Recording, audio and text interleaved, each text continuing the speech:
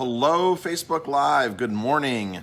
It is the 24th. It's Christmas Eve, 2020. Happy holidays, everybody. Merry Christmas. Happy New Year. That's right around the corner. So it is Christmas Eve morning, and I'm here at the restaurant. Of course, another busy day here. I have to get to the Airbnb in a few minutes and do the final touches because we have guests coming in on Saturday. We have a couple, we have, I don't know, about 12 people checking in on Saturday. So that's one of the big things on my agenda today. Make sure that everything's finalized and ready to go for that. We are open tonight. We're open from like 5 to 9-ish tonight for Christmas Eve. We're open every Christmas Eve. We're closed Christmas Day. We're closed Christmas Day to the public because we do open as a soup kitchen. We open as a soup kitchen on Christmas Day. We've been doing that for 18 years. And we're going to feed about 550 people this year as usual. So we're not taking as many volunteers this year because of COVID. So it's going to be a busy day for Jamie and I, our family. We have a couple of people that are coming in that we've been around to make it much, much, much smaller. Usually we have 30 people in this dining room volunteering. Tomorrow, if their volunteers are limited to 5 or 6, that's probably going to be it. So everybody's spaced out. All right, so that's tomorrow's deal. I've been asking for donations all week. We kind of had a lot of great donations come in this week, so thank you everybody very much. If you still want to donate, you can go to romatimebistro.com, scroll down to Soup Kitchen little banner on our website, click that, and it takes you to a shopping cart where you can donate. So that's always appreciated, so thank you very much for that. Let's see. Personal accomplishment that I'm celebrating a 2-year anniversary of today that I wanted to share with everybody. People keep asking me about this personal accomplishment, and they ask me what my secret's been, what's my motivation, the keys to doing it, how it's been a success. So today is my official 2-year anniversary of running every day. Every day, not on a treadmill, but outside running, no matter what the elements are, no matter if it's 3 degrees, no matter if it's torrential downpours. I take out at least 10 minutes every day for my schedule. And if anybody can do it, if I can do it, anybody can do it, because my schedule is extremely hectic with everything Jamie and I do. So today's my 2-year anniversary. For the last 2 years, I've not missed a day. You can follow me on Strava, by the way. I post most of the majority of my runs or bike rides on Strava. So for the last 2 years, 2 years ago, just after my mother had passed away, 2 years ago, I just needed something to really focus on. Since I've been a long time runner, I was going out and running a lot, and it helped me. For me, running is like almost meditation. My mind is free of stress, and I can now think very creatively and progressively when I run. So I forget about a lot of the other things that are going on, and it's a way for me to break free out of my busy schedule, my busy day, and rejuvenate. So I was doing a lot, and after about maybe a month of that, I was like, wow, I've gone like 30 straight days, and so I said to myself, why stop now? And I haven't stopped. So it's been 2 full years. Now there's been some days where I have to get up at 4 a.m. in Florence and get down to Rome to catch a plane to fly back to the U.S. And it's been torrential downpours in Florence, and I get up early and I run and I do it. In that particular case, I think I did it when I got back into the U.S. I got right back to the restaurant before I even unpacked my suitcase. I got out for my run. So the details or what I consider a run is at least 1 mile a day. Most days are more than a mile. But like today's a hectic day, so I only get to take 10 minutes out and just do a quick mile. So that's the bare minimum of my run is 1 mile. If I can't take out 1 mile to honor myself, I'm doing something wrong. Is how I figure it. We all take time to brush our teeth. We all take time to do all these things in our life. So I've just made running as part of my daily rituals, daily habits, daily rituals, and I don't even think twice about it now. It's one of those days where it's just like time to go run. There was a day a couple weeks ago, Jamie, remember I almost missed? Yes. It was the Wednesday before Thanksgiving. And Thanksgiving here's a busy day for us because we're open for takeout. And I didn't get from my run in the morning. We pulled into Jamie's mom's house, so at 7 o'clock at night. 6:30. 6:30 at night, we pulled in, and Jamie looked at me, she goes, "You never ran today." I was talking about my run. You were talking about your run, and she I was, was like, oh, I had a great run today. and she looked at me, oh my God, you never ran. "I never ran today." And dinner was waiting for us.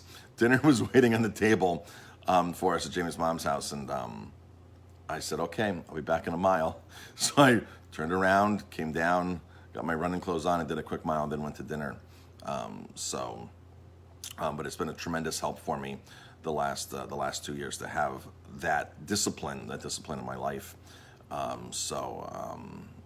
Thank you, sisters, as an inspiration. Thank you. I thought I'd want to share this with people. People always ask me about how I do this and some key points and techniques of doing this. I mean, the thing is, you just have to treat it like brushing your teeth. You have to treat it like things that you do, that you absolutely do every single day. And for me, running is an absolute that I do every day. If I don't get to run, I consider a 6-mile bike ride equivalent to running outdoors. Or if I don't get to bike or run, I equate a 3-mile hike to a 1-mile run. So that's how I do it. So there's some days that I'll do a beautiful hike, or that I'll go out on my bike. I got a lot of time on my bike this year. Back when COVID hit back in March, I was really on my bike a lot, because remember, it was warm back in March. So there were some days in March, and I got out really early this year, and then I had an accident on my bike. My derailleur snapped and pulled into my spokes and cracked my carbon frame. And this was back in May, middle of May, and I said, "Oh my gosh!" Now, in the middle of May, you could not get a new bike anywhere. I mean, you get high-end bikes that were like $3,000-4,000 and up. I wasn't spending $3,000-4,000 on a bike, especially in the middle of COVID, and I probably wouldn't have done that to begin with.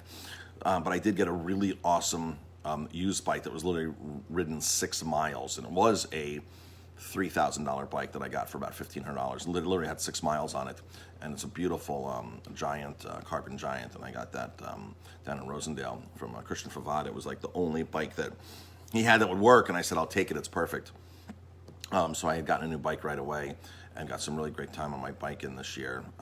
For me, cycling takes a lot more time, because I have to get the shoes on, the helmets, I got to make sure the tires are pumped, I got to check all my equipment, and then go out for a ride. And usually when I go out for a bike ride, it's usually a good hour. Is what I like to do. And every now and then I'll just do a quick 25-minute speed loop here for a 6-mile loop. So just figured I'd share that, and share that if anybody else is inspired by picking up a new habit, a new ritual coming up for the New Year's. So it's just, for me, it was a few years ago, I had ran 2,000 miles for the year, and I ran 8 ultra marathons. One of the marathons was 52, one of the ultras was 52 miles.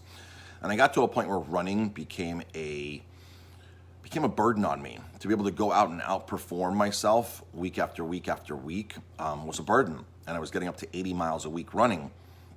80 miles a week of running is a lot of time out on the pavement or the trails.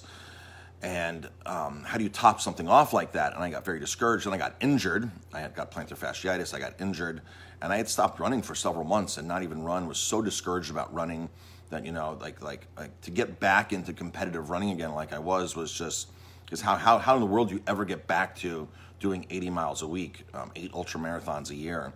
That was a tough act to follow, and I got very discouraged.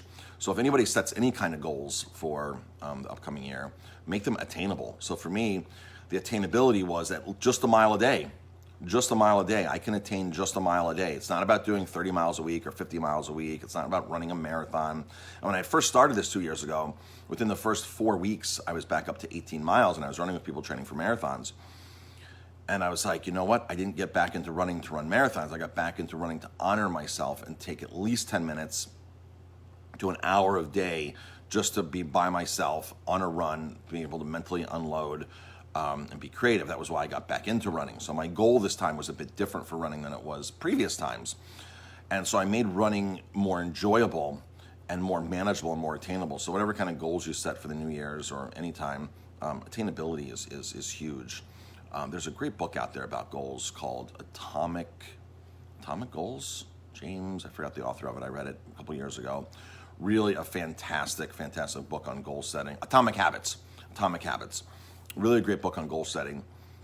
how to make things attainable and to get progress and not to overburden yourself and make things enjoyable. And I follow a lot of the principles in there, and that's been my guide to running 2 years in a row every day. Some days I get out at 6:30 a.m. Sometimes I get out at 11:30 p.m. But I always take at least 10 minutes to do that. So attainable goals. So if anybody's thinking about setting new goals, make them attainable for the new year, and make them reward based. Definitely reward based. So anything else, Jamie? Tonight?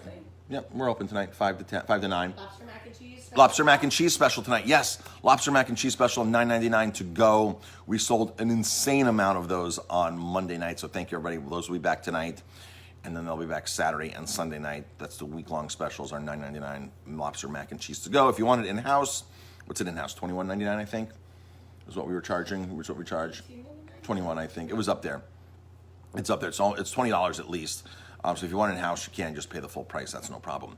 We're asking you to please not use promotional gift cards, promotional items for our deep specials like this. We're doing these deep specials to drum up business and to stay in business and to keep our staff supported. It wouldn't make sense. I'd love to give everybody offers, but it wouldn't make sense if everybody walked in the door and handed them $5 and said, there you go. I cannot have a losing equation, especially right now during COVID. Any moment the governor can shut us down again. Anything can happen. So we are being very, very wise with our finances.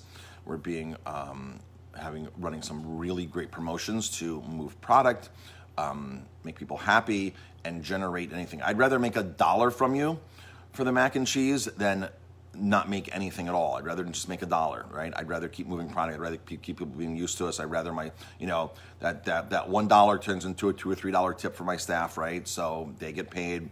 We're providing jobs, so we're trying to do our part. So I just need you to do your part, not beat us up with any promotional offers, if that makes sense.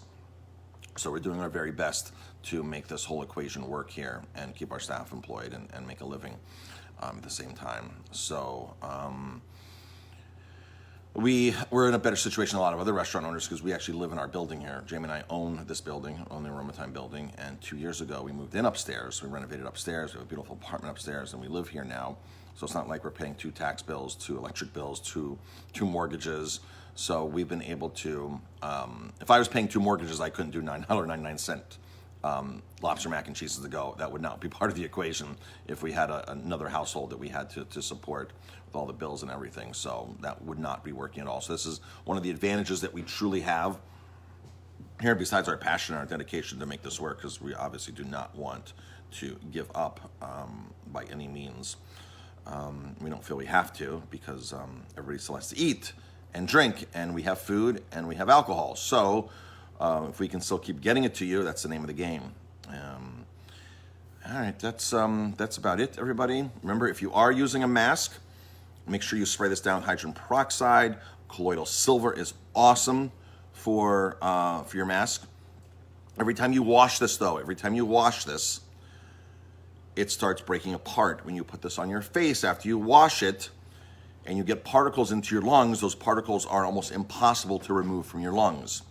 So there is lots of science on why you should never wear a mask, not wear a mask, or when you should wear a mask, and there's science on wearing a mask. So it just depends on what you want to grab onto and gravitate towards.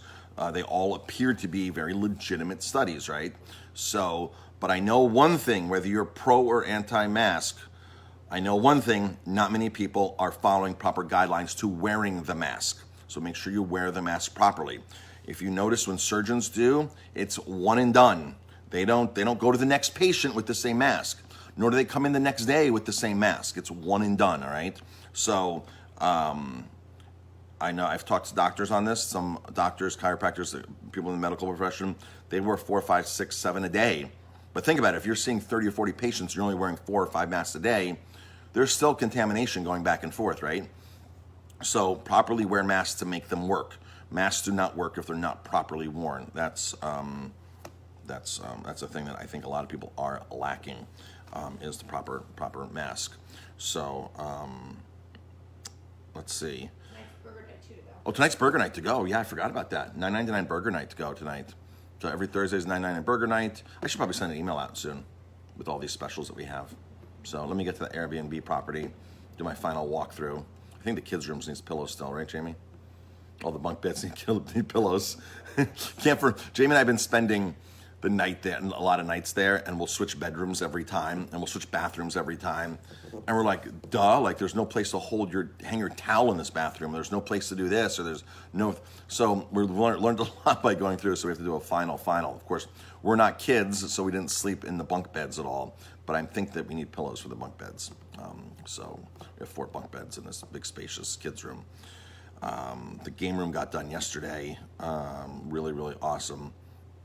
Game room is all finished. It got painted. The theater, I'll post some pictures of the theater. It's a 16-person theater with this massive Epson projector that projects on the wall. Literally, this projector is so big, I think you could probably have a drive-in theater with this projector. It was a little overkill. Went to B&H Photo in the city and got a lot of really good, awesome high-end components for this and had them come up and literally design it. So something like that, you have the professionals come do it. So B&H actually sent somebody up and did all that for us, which was fantastic. There's LED lights and a step down, and there's 16 captain's chairs in there. It's really, really a beautiful, beautiful, beautiful theater. I'll take more pictures of that today. We're finishing up the molding yesterday on it, and we put a wet bar in there, big industrial popcorn machine in there. They were getting ready to put that in last night before we left, so I gotta go check on them now and do the final walkthrough, and I'll take some pictures and start posting. If you want to follow us on that site, it's it's Time Estate, THYME, Time Estate on Facebook. There's a fan page for it there. Once the Airbnb is open and everything, we'll be posting a lot more on that, and back on our VIP Winery Vacations page, doing a lot more posting on that, where I was very diligent for a while on our wine travel business, posting on there. So, but this Airbnb has literally taken the last 5 weeks of my time, and been full immersion in there, doing all the updates. So, and anything can happen. Like when you buy a house, like anything can happen. Then imagine like 12 people coming into this house. Like you got to make sure the water pressure's on. So you got to like really walk through every bathroom, turn everything on at the same time. Make sure the water pressure, make sure you won't run out of hot water quickly. So there's been a lot of trials and testing the last month to make sure. And of course, you just can't buy a new water tank on the fly. So a new water tank was put in, new filters were put in, water was tested, make sure, the water's in great shape, and if we didn't need filters. So we have all these kinds of filters on as precautionary items. Hung up a new pot rack. The kitchen is awesome. The kitchen is really, really awesome. I'm really proud of the kitchen, of course, because that's our forte is the kitchen. The quality of pots and pans, the quality of everything in there.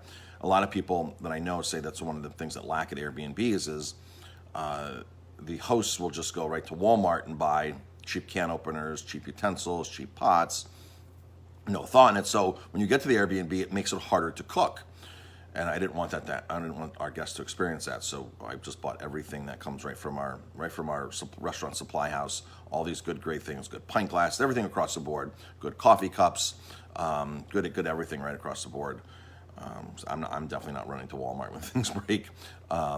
So I don't want things to break. So a lot of people that have been staying with us, guests that have been staying with us, are commenting on that, how awesome the kitchen is. So, all right, that's it, folks. I got to get out of here. Got to get up there, and hope everybody has an amazing, amazing day. Again, Merry Christmas, Happy New Year. Thank you, everybody, for tuning in. I appreciate it. If you're tuning in, just drop a comment, #live, and that's it. I'll talk to everybody later.